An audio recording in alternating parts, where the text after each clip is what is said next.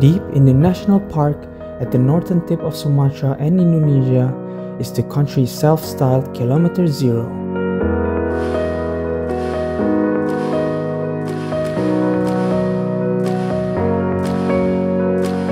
It's a panoramic location with a unique monument where you can enjoy an outstanding sunset in the westernmost point of Indonesia.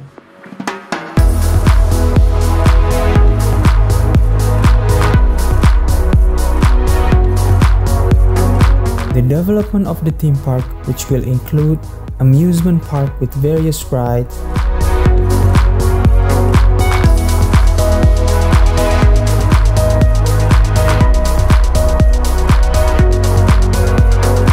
open space for family gatherings, an outdoor meeting venue, and outbound facilities.